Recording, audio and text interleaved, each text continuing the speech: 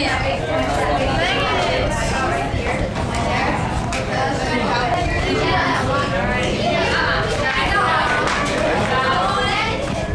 guys, we're going to go ahead and get started.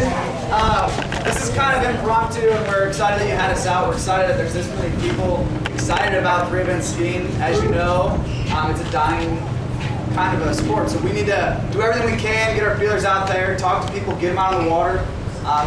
This is basically what we dedicated our lives to, and we've done it by traveling the world and coaching water skiing. We've actually started a ski school in Owensville, Missouri, just around the corner. Their whole family is full of national champions. A national champion standing right here next to me. We do compete every year at the nationals and regionals, and also local tournaments as well. But it's definitely, everyone wants to think, you know, you got to start slalom skiing, or you got to learn how to get up on one ski before you can get into the course. That's definitely a myth. That's not true. When you get up on two skis, I'm sure there's a lot of you guys that are fighting kind of on two skis, one ski.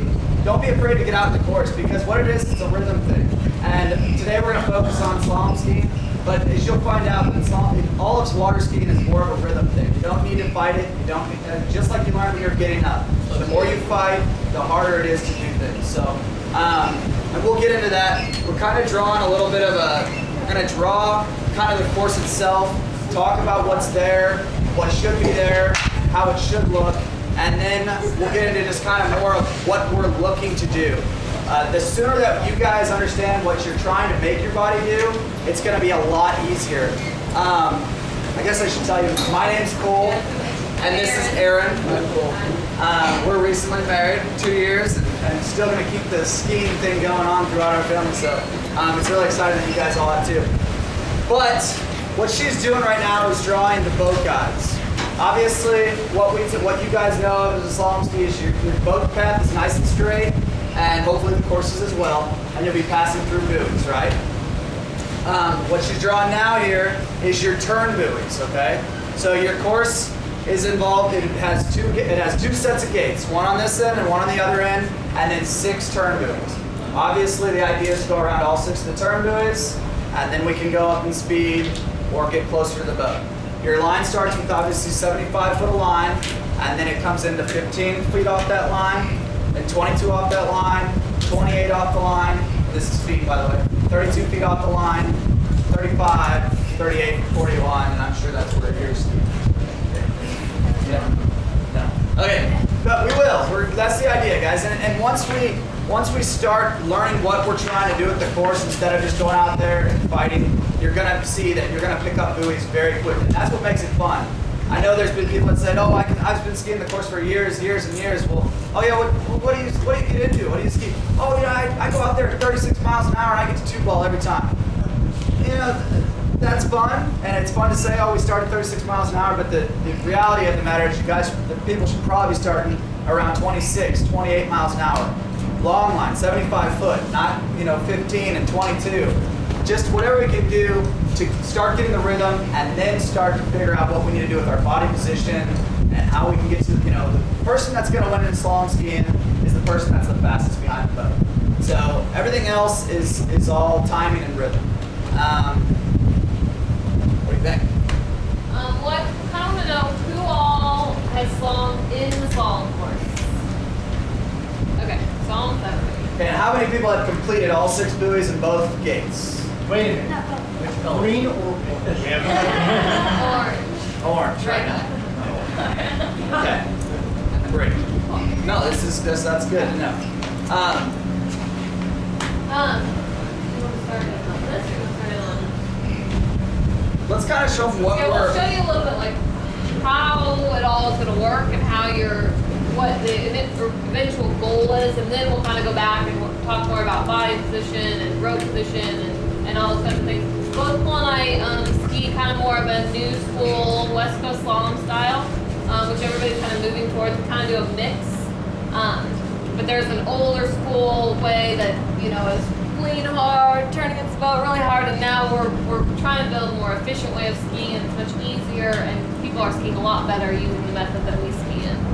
So. Let's talk about where we want to be in the course. Obviously, these are your 55s. I believe you guys do have 55s. Yes. All right, pre-gates. So on your pre-gates, okay, we want to be at a point where you're going to come up to the pre-gates and you're going to be pulling out here, okay? Then we want to be nice and square to where we're going, you know, so we can turn to our gates and have a nice setup to start the whole course. Just like a pendulum. If you start it here, and it's going to go back and forth in the same way, right?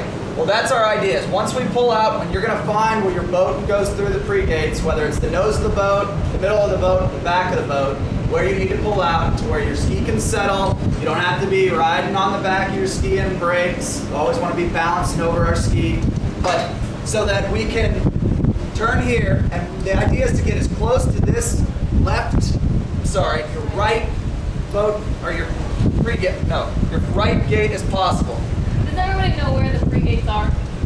This is a set of buoys. You are missing a set of buoys. Sorry. Here. This would, let's call this, There you go. there we go. So this is one ball, okay? So the idea is to get as close to this right gate buoy as we can so that we can get here, all right? So we can start our turn here and finish it at the buoy.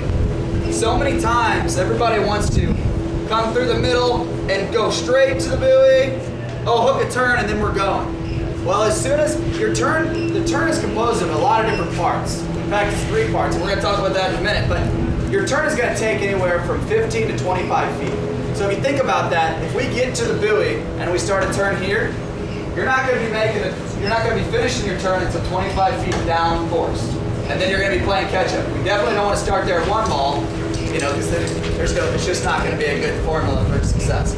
So, I just want to remember that the gates and one ball are the most important part of the course. So if we always focus mostly on gates and one ball all the time, because that's going to set you up. And if you have a good one ball, you can run any pass the rest of the way. So that's why you spend most of the time talking about the gates and one ball, so that you start getting that rhythm and you can go through the rest of the course. so here we are, okay, we pulled out, we hit our right side of the buoy, and we're right here, we're great. We start our turn, and we want to be getting as close as we can to the back side of this buoy, okay? Everybody wants to, you know, get close to here and have a big spray. Well, that doesn't do us any good. Like we said, we got to be more efficient. We got to be getting outside of the buoy line and starting our turn early, finishing our turn at the buoy. I always tell people, act like there's an imaginary line, or imaginary wall, right between your boat guides and your buoy. So you want to be finished with your turn, whether you're doing the green buoys that are in here or you're doing the red buoys. You want to be getting as close to this line as possible. Okay, and if you're coming in right here and starting a turn, well, guess what? Now your line's down here, and then 2 ball is right here. You're never going to get over there. You're never going to get across the waves. So that's the idea, and it's the same to 2. So we coming through here. We want to get all the way nice and early, start our turn, and finish it coming on the back side of the buoy. We call it back side in the buoy, and that's being as close as you can to this side of the buoy, not this side of the buoy. Does that make sense? Yeah? Questions? Anyone? How do you do that? Not yet? How do we do that? All right, good. That's a good question. Gates? I think we should talk about body position, honestly.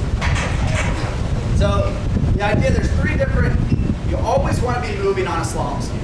You know, you never want your ski to be flat. It's on edge, doesn't it feel like it has more stability than when you're just going flat down the lake? You know, it's kind of bubbles and waves knock you over. But if you're on edge and moving, you're going to have a lot more stability. You're going to be in control of your ski as opposed to the ski controlling you. As far as your balance, you know, you never want to be riding your back of your ski. You never want to have all your weight over and braking. You have to have a nice, solid core and be nice and balanced. So if Aaron was to push me right here, I'm not moving. But if I'm on the back of my ski, I see how I just automatically everything started compounding. So We like to think a lot about skiing always on your front foot. So you want to push as much of your weight forward like this. You don't want to be like this with your shoulders. That I can feel my weight on my back foot when my shoulders are forward. So you want to bring your front knee forward as much as you can, and see how that brings your hips. You're here, and you're bringing your hips up. So you know how they always tell you to slalom with your hips up? Well, that's just because you're pushing your knees forward. It's not actually you going like this, okay? So you about always pushing everything your knees forward here, and you want to have all your weight centered over your front foot. So you're in a nice, solid, strong position where everything is lined up properly. And we talk a lot about body alignment. So you want to keep your head and your shoulders and your hips and your feet always in alignment all the time. So if you're out of alignment, you're here, or you're dropping your shoulders. So you want to be nice and square. You want to always be that same position, but your hips are over your feet and your shoulders over your hips, and your head is always still. Not, as soon as you move your head one way, you drop your shoulders, which shows your hips out of alignment, which means they're not over my feet. Okay? And all the time, if you're in proper body alignment, you're going to be the most efficient on the ski. It's going to be easier to make the course Faster behind the boat. You're a lot faster than the boat. And I know a lot of people, the old school versus the West Coast Slalom, like Aaron was talking about in a minute before the meeting. So this is typical new school. Our old school right here is kind of, you notice people get into this position right here, hold it, and they pull, and they just sit back and rear back. Well, the West Coast Slalom mentality is just to drop your body weight. You see how I moved her? As I dropped this hip and I squared back to the boat, I start having my center of mass drops away from the boat and allows me to start loading the line and being quicker behind the boat. So a lot of, go ahead. Oh, it's just like if you're in tug of war. I mean, you're not going to tug of war like this. You know, you're going to bend your knees and you're going to get down in a sports athletic position and you're going to pull. So you want to be dropping your hips away. You know, if you're pulling on the line in a tug of war, you're dropping your hips back. And that's the same thing. We're dropping our hips away from the line, and it builds a lot more torque against the boat. All right. Lot to handle, right? Yeah. We lost everybody? Yes? Arms are always straight. Okay, you always want your arms straight, and you always want them low. Okay. So a lot of people tend to go like this while they're skiing, and that, especially around the buoy. You go around the buoy and you pull your arms in like this because you don't know what to do with the rope. You always want to keep your arms straight, especially if you're right behind the boat. I always want people to be in this position right here. Okay. So you're in arms straight, low. We always talk about keeping your elbows in locked in your vest. Okay, especially right behind the boat. You want your elbows locked in here, nice and strong. And that's going to be your best position. As soon as your arms start to get out here this way, they're loose. Just like that tug of war game we talked about. Then now her hips are pulling back, and she's going to be out of alignment. Think about how powerful the boat is. I mean, you're not as strong as the boat is. So if your arms are in here, close to your body, you're using your core. You're not using your arms. As soon as they get away, it's all just your arm strength, which is definitely not as strong. Water skiing is all about using your core all the time. You want to utilize that. And you might have strong arms, but it's always most efficient to use your core. Yeah, even the strongest guy, those barefooters on the lake, they're not going to be able to beat the boat. The boat's going to be stronger. So we talk about using the structural integrity of our body. That means is if I'm like this, I'm going to be able to hold a lot more force than if I do this. And then especially when I do this, it brings my center, where I'm getting pulled from, it brings it up, and then I'm going to have to start doing this. If you watch everybody from day to day out on this lake, you're going to see this position right here. And that's what throws everybody off. Because then when you hit the wake, you're not in a position to take the jar, and then you get more out of position, and then you're here, and you want to ride the back of the ski. So really try to use your structural integrity of your body, which is straight arms, getting the pull from down here, our center of mass. And your best way to practice that is to do it out of the water first. Okay, because when you're in the open water, you'll be able to realize you'll go across the wakes and you'll say, oh, that time my arms got away from me, or that time I pulled in this way. So when you're in the course, you're thinking, I gotta get that way, I gotta get that way, I gotta get that way. We spend a lot of time outside of the course free skiing and really thinking about, okay, when I went across the wake that time, this happened, and I'm gonna change it. And then when I went across the wake that time, you know, I got too much on my back foot, or I broke at the waist, or something. So really think about skiing a lot more outside of the course too, especially at the beginning and the end of the year. All right, so with all of this being very technical, what we've talked about so far, I kind of want to break it down into something much simpler and much easier. Let's think about if you guys were on 2 skis, skiing through the course right now. Has anybody tried to ski the course with 2 skis? It might be a good idea to start there. You're going to have to take a little bit of a step back, and a lot of people say, oh, I don't want to go too slow because I'm going to sink. and I'm gonna, this and that and the other thing. I mean, I'm pretty sure that Aaron and I could both go out there and run 15 miles an hour on our skis right now. So it's not, yes, you'll be sinking, but you'll be working in the right manner and be able to control it. And that's gross.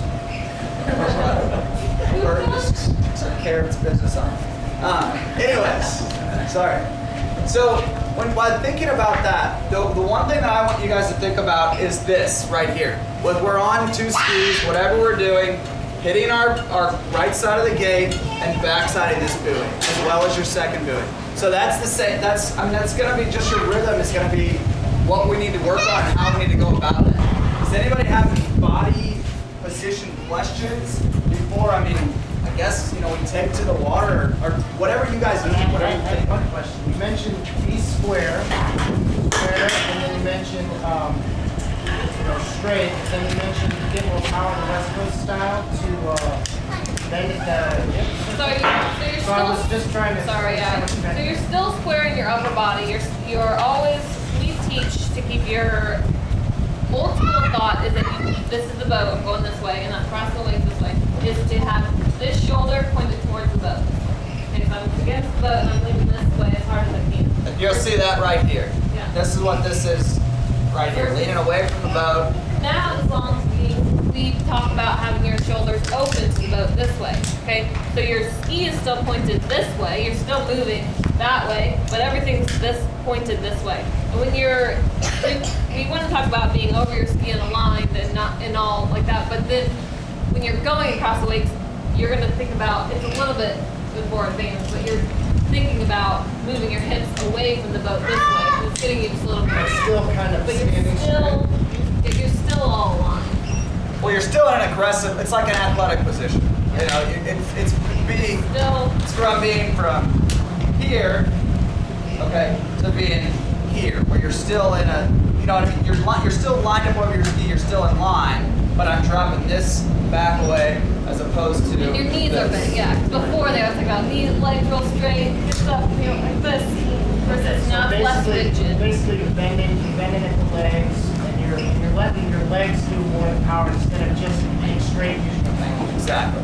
And you always want to make sure you have really soft knees. So when you go through the waves, if you have straight legs like this, you're going to be A, on your back foot, and B, that wake is just going to hit you so hard. When you're going slower, you're going 24 miles an hour, the wake is pretty big, especially if you're on whatever kind of boat you're on. So you really want to always think about having really soft knees, and as you go across the wakes, you want to absorb them like shock absorbers. But the pressure is building in your legs. Right. You're right. It's not so much in your upper body. It's more you're building The core pressure. is solid, and then all the strength is really coming from the core being solid, but you're pushing with your legs. Is kind of what you're saying? You don't really want to be. Your ski is just going to work between you and the boat. Once you get to that position, it's going to be your center of mass, everything that you guys have to lean against it and create the power and tension between the But if boat. you get lower, you're saying you get a little bit lower than what if you were just straight. Right. Then you'll be strong. Right. Yeah, you can grab a rope. Go ahead. A quick wake crossing question. I go across flat. Is there a way to cut it and go right to the wake and not feel it? If you attack the wake, and I was telling Aaron about this last night on jumping, if you come up to a wake and you go flat ski, you're going to get jarred more. You're going to bounce more. Everything's going to be more intense. If you attack the wake and act like it's not even there, you're going to go right through it. Slice through? You'll slice right through it. How angled do you have to be? I mean, being on edge, on any kind of edge, you can still absorb the weight. But as soon as you cut and you're in a good cutting position and you let up to go flat, that's where the issue comes. So if you stay in a constant edge position, whether it's at 45, or it's at close to 90 or 80, it's you're gonna be okay. But edging has to be constant. It can't be 3 different pulls. One pull from here all the way to here, and then when you start that turn, like I said, you never stop moving. Don't have a pull that goes to right here and stops between the wakes, and then the pull starts again to here and comes to here, right? We gotta have one constant pull all the way through to the outside of the buoy, start your turn, backsiding. If you stop moving at all, if you're going straight down the lake at all, when you say, here's the buoy, okay, I've gotten past it, well, you can't just say, oh, I'm gonna just go straight until I get past it and then make my turn. If you get there, you keep moving. See, this is my arc. I've got to the apex and I'm coming back the other way. I've gotten to the apex and I continue to move. Never do you ever want to just be going straight down the course, you know, parallel to the boat path. That's not a good situation. What's your focal point like on one ball? Where do you aim and make the kind of guesstimate it? Are you like 45 off it, or what do you aim for? From when are you talking about when you pull out? From you go into one ball and you're trying to lead it, and then is there like a sight picture or something you have that helps you do it, or just kind of? As I try to keep my eyes on the boat as I'm coming through through the wakes, and then once I let go to release, I pick up the buoy, but the buoy is over here now. So I'm seeing the buoy, and it's this way, as opposed to seeing the buoy and it being over here, and I got to throw my ski out, and as you start shortening up the line, but your sight picture is going to be, I wouldn't worry about the buoy. Don't worry about the buoy. Get there, get to where you're going, where you need to go, which is wide of the buoy, and then when you release, you start to look at you'll pick up the buoy. And that's when we're going to backside. So at first, don't be so concerned about how many buoys we ran or how we're, I didn't run the course today, I skied terrible. That's not what we're after, right out of the chute. Like I said, it's probably going to take 4 or 5 steps back to get to where we're going, which is 15 or 20 steps ahead. And you always want to think about turning before the buoy. So just like what we were talking about earlier, you don't want to turn at the buoy. Once you get there, you want to pretend like the buoy is like 5 feet in front of where it actually is. And then you're going to start your turn. Because your ski will take a while to get around that buoy and around that turn. A great drill for starting the course and learning the course would be, in fact, if this is your one ball, now I've mucked up our drawing here, but if this is one ball, let's try to spray this side of the buoy, okay? So if you're spraying that side of the buoy, that means you're done with your turn and you're going back the other way, right? If your spray is hitting here, then we've done a little bit of a disservice to ourselves because we come straight to the buoy as opposed to getting to where we want to be, which is right here, to start our turn here and finish there. But if you can spray this side of the buoy right there, then don't worry about running the course right out of the chute, but things will start to fall in line. You'll start to figure out your rhythm. What are you looking at? Now, what do you mean spray this side of the buoy? If you spray this side of the buoy, okay, So you're trying to the turn. buoy's right out in front of me here. If you're spraying, so just like this, your boat's coming in this way. You want to turn like this. Oh, before. Right. That way you're going to get the rhythm. That's just like that wall that I was talking about, the imaginary wall that's between the boat guides and the So you're buoy. saying you want to turn before the buoy? Yeah. Right. And that's going to get you in the rhythm of the course, because so many times people pull all the way to the buoy and make the turn, and then they'll fight for years trying to figure out what they're doing. So if I'm hearing you right, you're saying you're trying to get us to get there early. Because what I've articulated from a lot of this is I ski for the buoy, and I'm probably very late. Correct. So what I think if I'm hearing you right, and I think I understand what you're saying is this is going to teach me to get the ball early. Right. So through the gate and spray and turn before the buoy, but still get the buoy wet. Right. And that's going to teach me the proper, Where you need to be. About that, no, I was not getting the buoy and go on the other side. Correct. Now, in what we keep saying, getting to here, getting to this point, this is where we're trying to get to. Every skier has a point where they're skiing straight to the buoy. For whatever, it's 35 off or it's long line, it could be 24 miles an hour. It doesn't matter. We just need people to start getting themselves in the right position in the course to be able to run the course. And that's where. So I think now that you guys know what you're trying to do in the course, I feel like the stuff the work that we do on the leg with your body position will be a lot more beneficial. What? That's fine. I don't know. Okay. Who wants to come up and show a little body position? Anyone? Who ran the course? Somebody said they had run the course before. Was it you? You ran the course before? I haven't done the whole thing, but Okay, come up here. 4 buoys. Okay, good. All right. Hold this and show us where you think you should be behind the boat. If you were going through the wakes right now, you'd be coming straight towards the boat. You want to be going. Yeah. Okay, so who can see one thing that she's doing wrong? Yeah.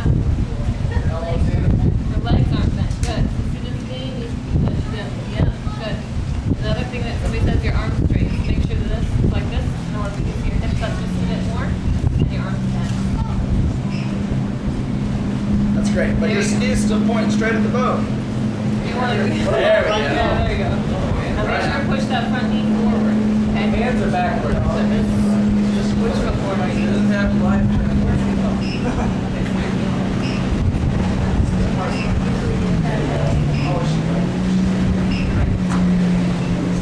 Some people have reverse grips. That's okay. Some people have reverse grips. Alright, so good. So see how she moves her knees forward? She's moving that way. And her arms straight. Arms straight. Down. Yeah. Now she's picked up her hips back here, so they're not behind her this way. They're nice and tall like this. And she's aligned right over her front foot. Now lift up your back foot. Lift up your back foot. Stay in that same position. Now lift up your back foot. Lead it through. There you go. Now push that front knee forward. Push that knee forward. There you go. Now lean away from me. Pull on. There you go. Good.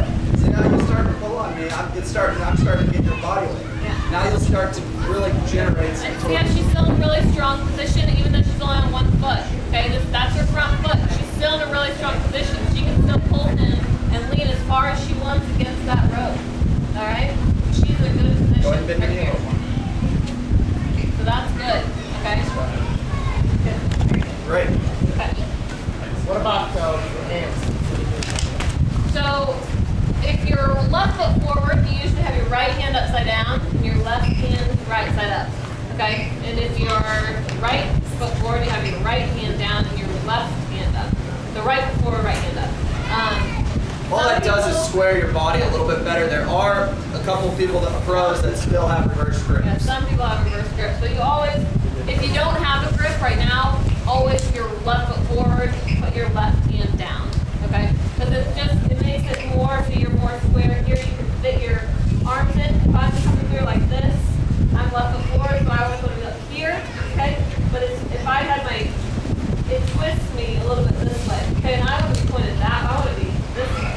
So it just is a little bit better to always be in the proper grip. But if you have a reverse grip and you're used to it, you can try to switch. Cole was for a while, and then he switched to a regular. I switched, 8-7 years into it and didn't miss any passes. I mean, it's just one of those things I just had to remind myself a handful of times, and then it was natural. So, show them your pull. Show an old school pull versus a new school pull. Okay, so if I was skiing how I used to ski, say I'm going this way, 1 to 1. So I'm going through the gates and I'm going through the weights. And if I was, some people ski like this.